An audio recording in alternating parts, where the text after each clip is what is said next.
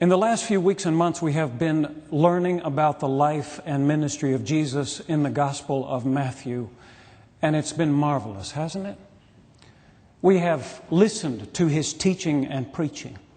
We have watched him help and heal. We have witnessed his miracles, trembled in his presence, enthroned him on our praise. On this culminating Sunday of the Christian year, we crown him with many crowns, the Lamb upon his throne. We call this Sunday Christ the King Sunday, and it is entirely fitting and proper that we do so. We couldn't have found a better text for this Sunday than the one from Matthew chapter 25. You may remember that in Matthew chapter 21, Jesus rides into the city of Jerusalem on a donkey, where he is hailed as king, people shouting Hosanna as he rides through the streets. He enters the temple, turns over the tables of the money changers, and says to them, "My Father's house is supposed to be a house of prayer. You've turned it into a den of robbers." Jesus confronts the religious authorities in Jerusalem with three scathing parables, one about two sons, one about the wicked tenants, and one about the wedding feast. They put their heads together and launch a counterattack, asking him three trick questions as a way of trying to trip him up. What about paying taxes to Caesar? What about the resurrection from the dead? Which commandment is the most important? Jesus answers each of these so artfully that by the time he is finished, no one dared ask him any more questions. But he wasn't done yet. In chapter 23, Jesus condemns the hypocrisy of the scribes and the Pharisees. In chapter 24, he tells his disciples about the signs of the end times. And at the beginning of chapter 25, he tells two parables about how it will be when the end comes and how important it is to be ready for it. And then he comes to this passage, our text for the day, which is not precisely a parable, but rather a picture of the last judgment. It comes after the end, after the smoke has cleared, when all the nations of the world are standing there blinking in the bright sunshine of eternity. Then, Matthew says, the Son of Man will come in all his glory and with all his angels. He will be seated on the throne of glory, and the light will be dazzling, flashing forth from that throne, reflecting off the iridescent wings of the angels in beams of purple, green, and gold.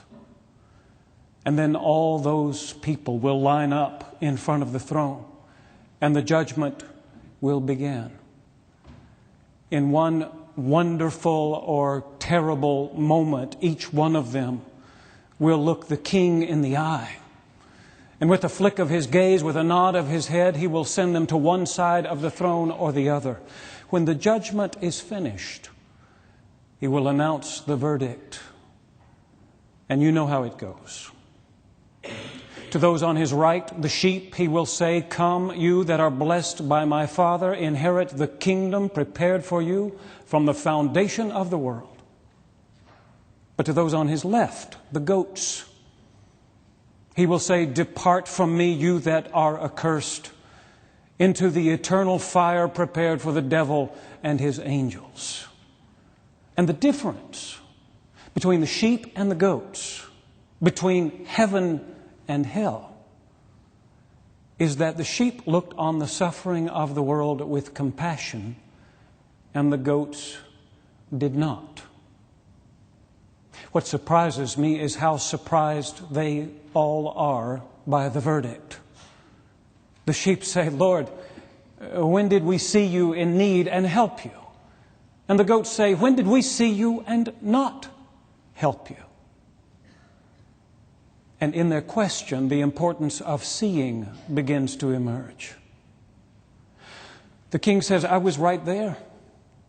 I was in every hungry, thirsty, naked, strange, sick, imprisoned person you ever encountered. and you didn't even see me. You can almost hear their response.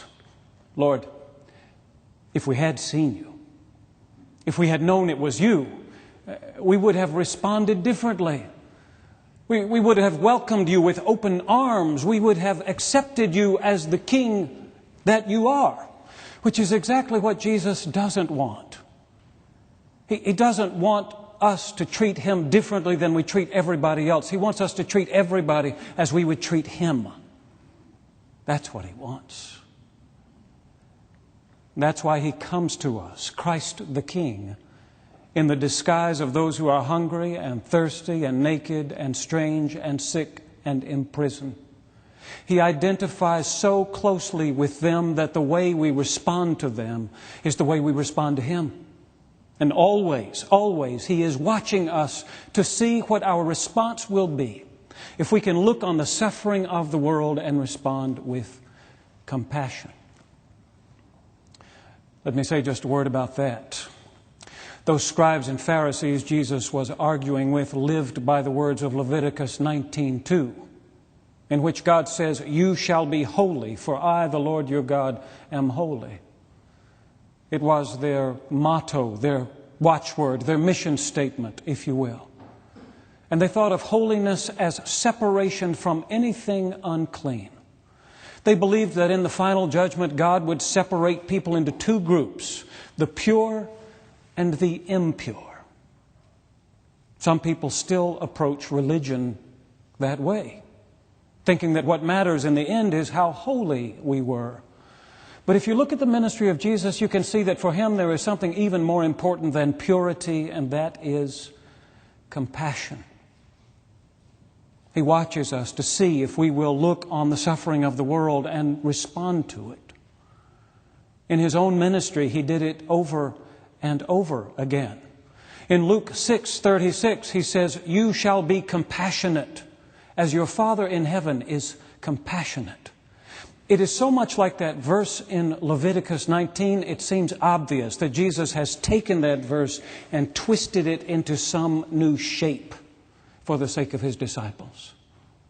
Or maybe, just maybe, He has taken that verse and untwisted it back to its original shape, as if to say compassion was what God meant from the beginning when He talked about holiness.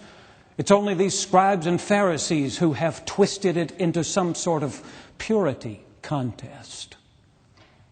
What God wants from us, Jesus suggests, is compassion. And it always seems to begin with seeing. You may remember that right after Hurricane Katrina, all of us were watching television and seeing the devastation on TV. We were shaking our heads and telling each other, it's awful, just awful. But some of us went down there to see it for ourselves. And when we came back, we said something else. Not only it's awful, but we need to do something about it. Seeing is believing. It moves the issue from your head to your heart. It compels you to act. Do you remember what God said to Moses from that burning bush? I have seen the misery of my people who are in Egypt. I have heard their cries on account of their oppressors.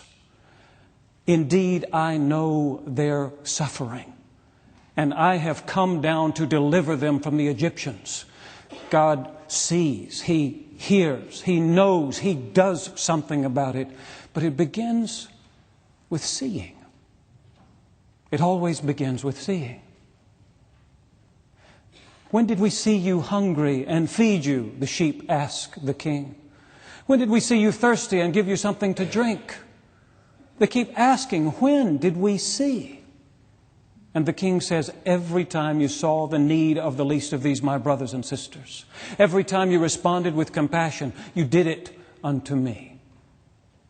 And what about us? The goats ask, when did we see you and not do anything about your need? Well, that's the problem. You didn't see me. If you had seen me, you might have done something about it, but you didn't even look. You didn't even see. It always seems to begin with seeing.